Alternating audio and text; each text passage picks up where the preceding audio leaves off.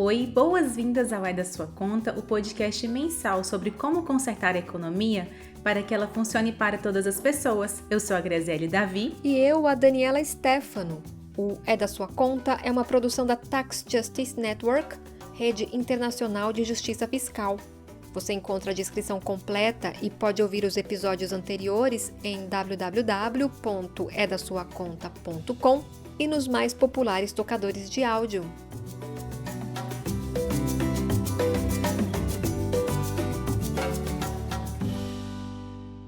Países ricos na OCDE ou todos os países na ONU? Onde devem ser tomadas as decisões sobre tributação internacional? No episódio 39 do É da Sua Conta, vamos responder essa questão e mostrar a importância das decisões sobre tributação internacional serem realizadas nas Nações Unidas. There was one important reason why I went from working on the issue of O que me fez migrar das questões das mudanças climáticas para a justiça fiscal foi ver que nas negociações ambientais globais, a falta de dinheiro é um enorme problema. Quem vai pagar a transição para uma economia verde? Who's going to pay for the transition towards a green economy? É interessante que a minha história é parecida com a da Tove Maria Reading da Eurodar. Eu comecei no movimento pelo direito à saúde e fui migrando para a economia e para o movimento por justiça fiscal, para lutar por recursos para a saúde e outros direitos humanos. E assim como ela, eu descobri que existe muito dinheiro no mundo. O problema é que essas fortunas estão em esconderijos fiscais, que ainda são conhecidos como paraísos fiscais.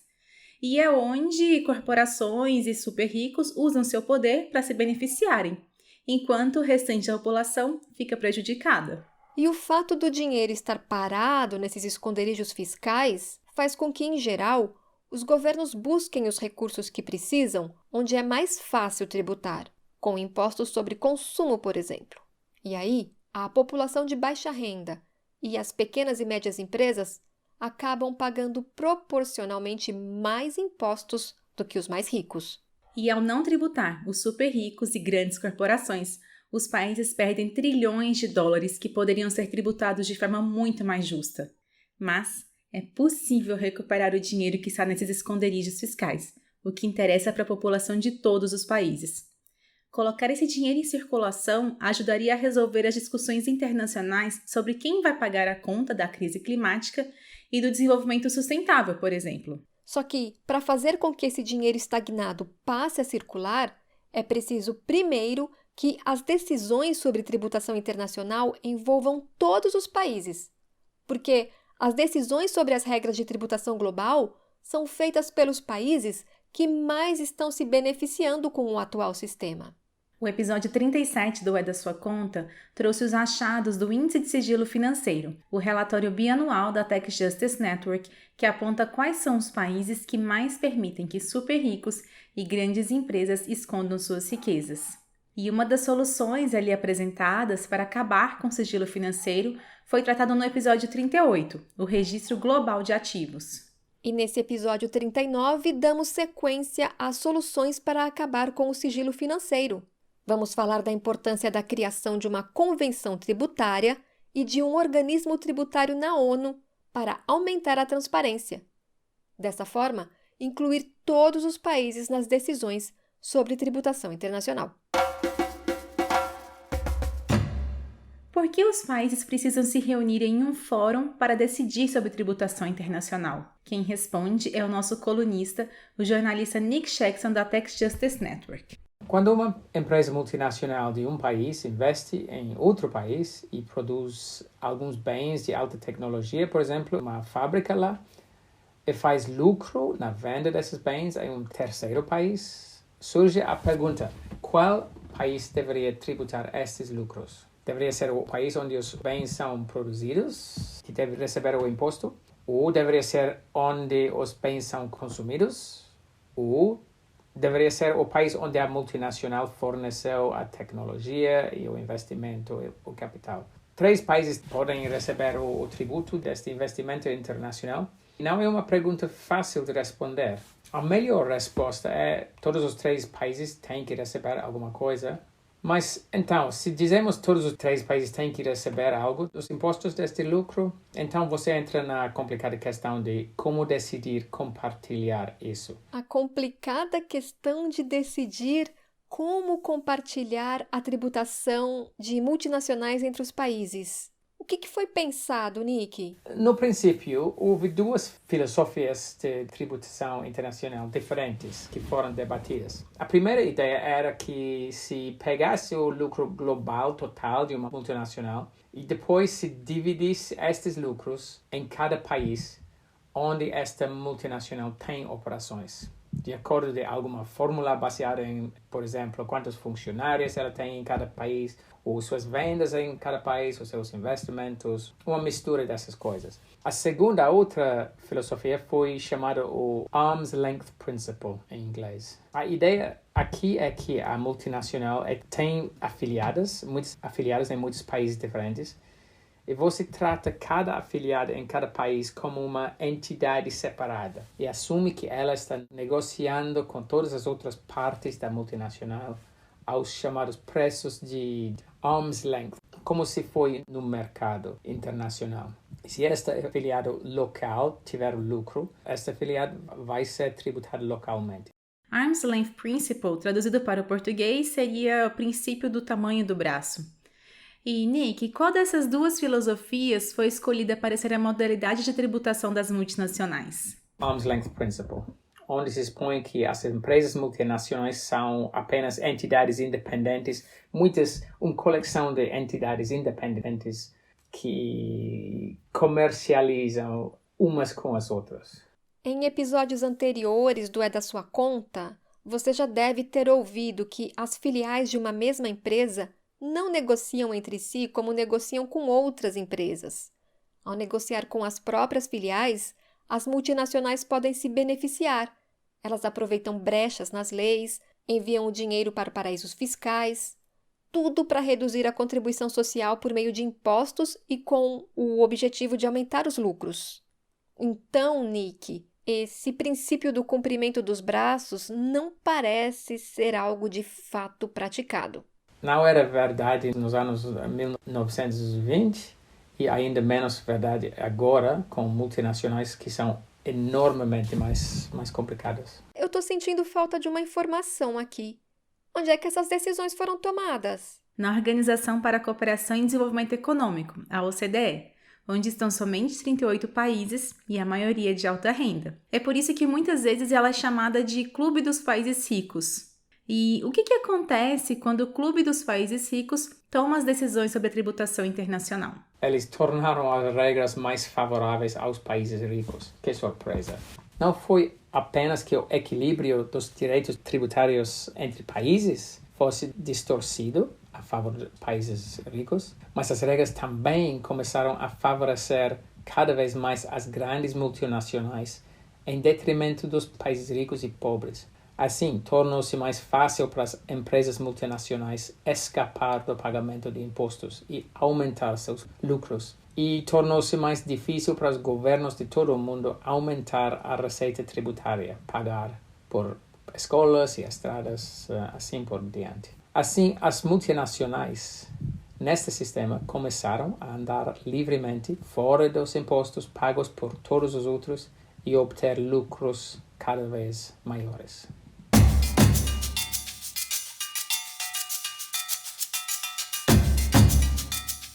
Para que essa realidade mude, diversas organizações da sociedade civil que trabalham por justiça fiscal estão há anos solicitando que as decisões sobre tributação internacional sejam tiradas da OCDE e passem a ocorrer na ONU. Isso permitiria a todos os países participar de forma igualitária, o que atualmente não é uma realidade, com as regras tributárias globais sendo feitas na OCDE sem a participação de mais de 1/3 dos países do mundo. Esta é a Laís Uchirobira, da Global Alliance for Tax Justice, Aliança Global por Justiça Tributária. A Global Alliance for Tax Justice divulgou em março, junto com a Eurodad, uma proposta de uma convenção tributária na ONU. Se trata de um framework no qual haveria um acordo entre todos os países de respeitar os direitos tributários uns dos outros. Isso passa, por exemplo, por não tomar medidas nacionais que prejudiquem os interesses tributários de outros países, além de cooperar na troca de informações em matéria tributária. A proposta também vincula a governança tributária internacional a outros compromissos e obrigações globais, incluindo direitos humanos, igualdade, proteção ambiental e os objetivos de desenvolvimento sustentável. Nós também defendemos a criação de um órgão fiscal da ONU que basicamente trabalharia os detalhes técnicos desse framework e supervisionaria sua implementação.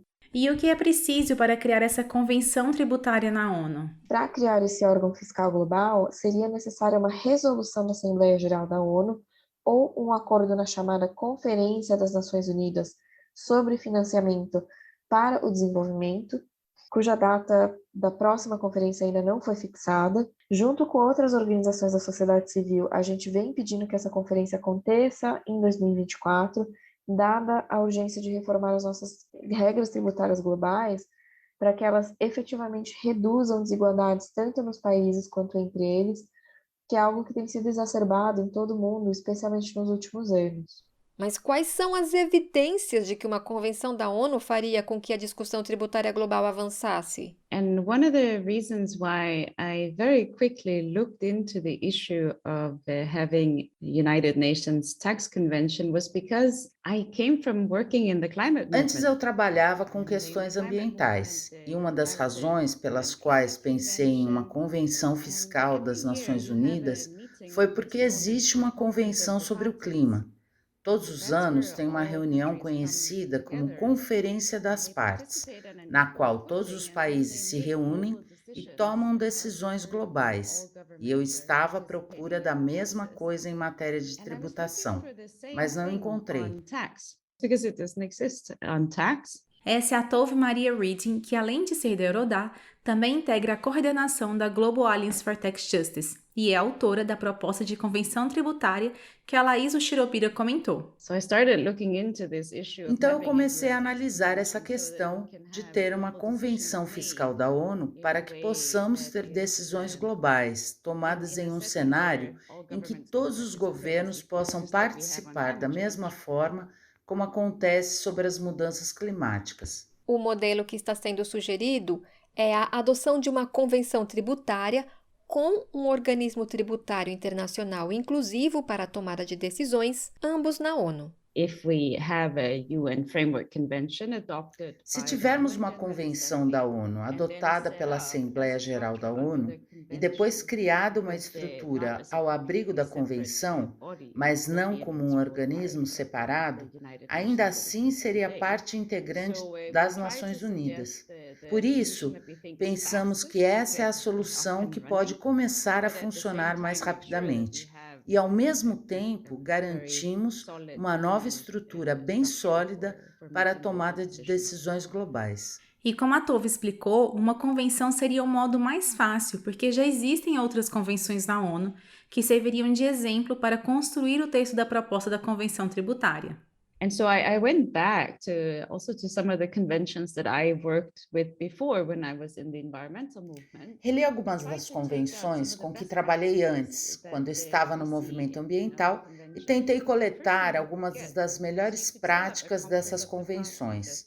Poderíamos organizar uma conferência das partes, como aqui vemos todos os anos sobre as mudanças climáticas. Ali os governos mundiais se reúnem, mas a sociedade civil também pode se reunir com os governos e pedir que prestem contas porque as negociações são bastante transparentes. E assim temos este momento em que as decisões globais são tomadas, mas também em que a sociedade pode exigir mais ação. Where global decisions are made, but also where the public can call for more action. Mas mesmo dentro da ONU, os países de mais alta renda são os mais poderosos na hora das negociações. Vimos durante muitas décadas, nas Nações Unidas, a formação de alguns blocos-chave de negociação. Isso significa que algumas vezes os países pequenos também podem ser poderosos. Temos agora, por exemplo, o Bloco dos Países Africanos. Também há o grupo dos países menos desenvolvidos, das pequenas ilhas em desenvolvimento. Isso significa que os países pequenos e ou de baixa renda ainda têm uma oportunidade de influenciar a agenda, desde que trabalhem em conjunto. Verdade. Tem também o grupo do 77, o G77, que é o maior grupo de negociações para países em desenvolvimento e que agora tem 130 membros. Mas nem sempre as necessidades dos países menos influentes são atendidas. Isso não quer dizer que os países em desenvolvimento sempre ganham nas Nações Unidas, mas significa que a balança é muito mais equilibrada do que, por exemplo, num organismo de negociação, como o G20, onde a grande maioria dos países do mundo não são nem convidados, ou pior ainda, o G7, onde basicamente 7 grandes economias tomam decisões globais. E a Tove diz que outra vantagem de uma convenção tributária nas Nações Unidas pode ser a transparência das negociações. É mais fácil para organizações da sociedade civil e as populações desses países terem algo a dizer quando se consegue ver o que se passa. Portanto, esta também é uma parte importante da dinâmica na ONU, o que significa que podemos ter campanhas e podemos apelar aos governos para que mudem de posição quando estão sendo injustos. Só lembrando, a Laís contou que a ideia é apresentar a proposta da Convenção Tributária na próxima Conferência das Nações Unidas sobre o Financiamento para o Desenvolvimento, e espera-se que a próxima conferência aconteça em 2024. Tove, o que vem sendo feito para que a proposta da convenção se torne conhecida e de fato vire realidade? Now we're in the phase of bringing this example of a UN tax convention to governments and starting the discussion with them. We had some first engagements and Agora estamos discutindo este exemplo de uma convenção tributária da ONU com os governos. Tivemos algumas respostas extremamente positivas, em particular dos países em desenvolvimento. Na nossa análise, todos os países perdem com as falhas das regras fiscais globais, mas os países em desenvolvimento perdem mais. Mas também tentamos discutir essa proposta com alguns dos países da OCDE, que têm impostos relativamente altos e não são paraísos fiscais. E é uma discussão muito interessante, porque para nós está evidente que há muitos países da OCDE que também estão perdendo com as regras fiscais em vigor.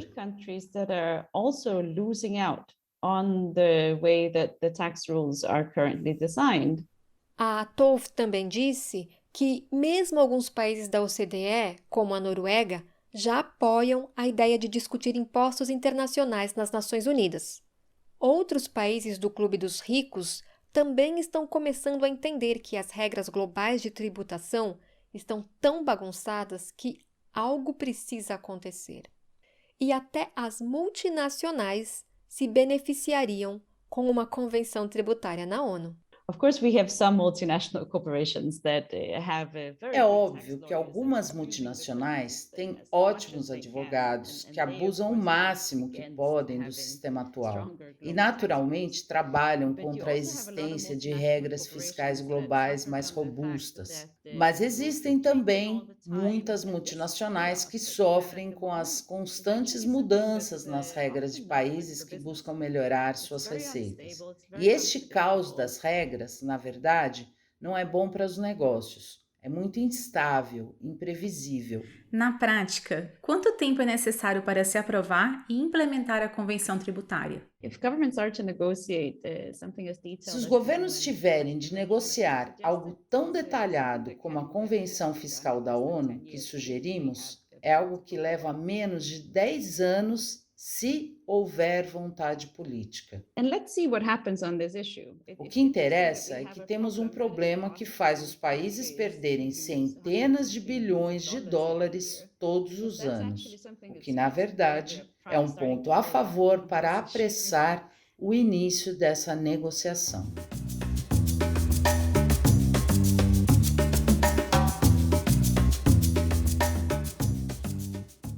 Os países do Sul global são aqueles que mais podem se beneficiar de uma convenção tributária na ONU. E muitos desses países já entenderam isso.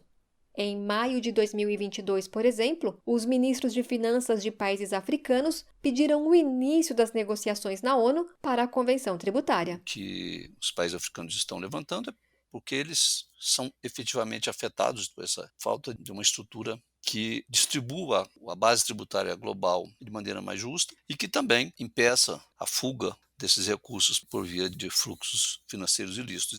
Quem comenta é Marcos Valadão, do Conselho Diretor da Tax Initiative do South Century. O continente africano perde estimados 50 bilhões de dólares anuais para abusos fiscais e fluxos financeiros ilícitos. Como uma convenção tributária na ONU poderia contribuir para que os países do sul global parem de perder dinheiro para os abusos fiscais? É preciso que se reestruture essa abordagem com a participação efetiva na tomada de decisões a partir de uma comunidade estruturada como a ONU, não uma comunidade que toma decisões, por conseguinte, a partir de uma perspectiva dos países mais ricos.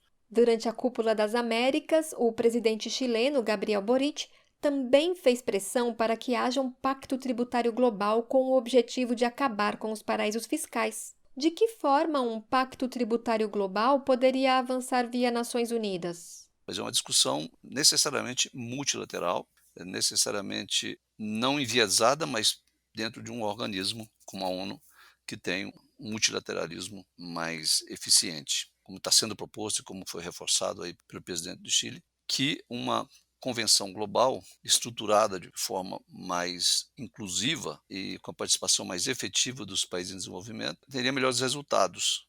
E veja que o Chile é membro da OCDE, não? O Marcos lembrou que o Chile faz parte da OCDE e que, mesmo assim, vê a necessidade de um pacto global de tributação, agora com o governo do presidente Boric.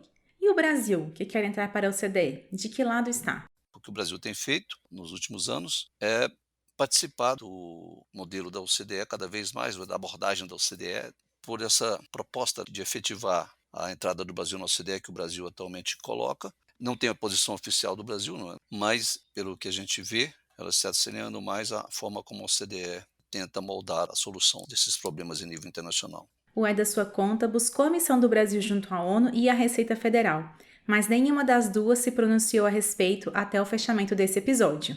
E ainda que se constitua um corpo internacional dentro da ONU, há diferenças entre os países de alta e baixa renda também na estruturação de seus órgãos fiscais.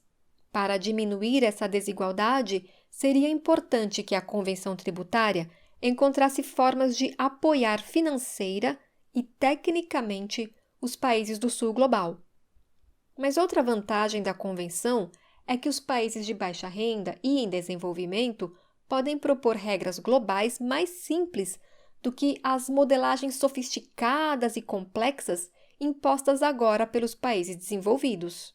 O mundo também necessita de um fórum que verdadeiramente englobe todos os países, porque os acordos bilaterais se tornam cada vez mais obsoletos em uma economia cada vez mais global, além de aumentarem as desigualdades, já que sempre beneficiam os países de mais alta renda. Algumas questões mais complexas, como a forma da tributação na economia digital, tendência dos países criarem tributos digitais funcionando como consumo, embora reflitam na tributação da renda também, mas é possível fazer ajustes nesses sistemas de forma que você tenha compensações, só que isso tem que ser feito de maneira inclusiva, multilateral, transparente, de forma igualitária. E num ambiente adequado para fazer isso é o ambiente da ONU, né?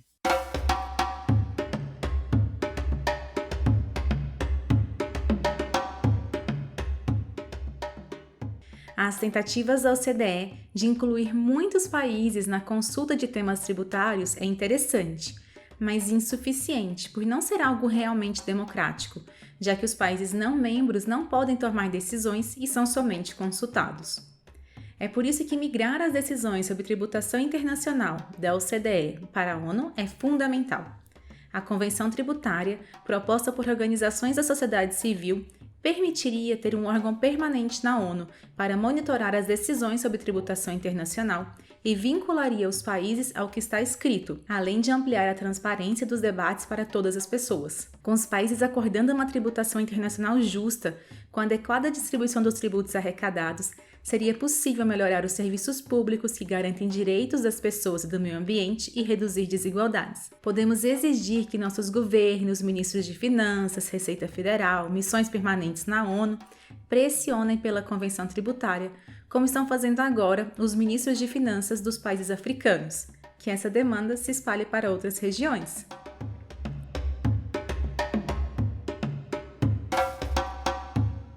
Dizendo agora que eu também não tinha nem ideia, né, dessa coisa das riquezas do mundo virtual, né? Essa é uma coisa assim imensurável do que ainda pode rolar por aí. Essa é a nossa ouvinte Alda Cota, de Utrecht, na Holanda, sobre o episódio 38 do É da Sua Conta, que, entre outros assuntos, detalha como é possível esconder riquezas adquirindo obras de arte virtual. E se você quiser comentar com a gente alguma questão, ou enviar sugestões de temas, ou enfim, dar um alô, você pode nos encontrar no Twitter, _da sua conta, ou no Facebook. E em www.edasuaconta.com você pode se cadastrar para receber a nossa newsletter. Ou, se preferir, escreve para info@edasuaconta.com com o seu nome, número de telefone, e a gente te cadastra na lista de distribuição do É da Sua Conta pelo WhatsApp.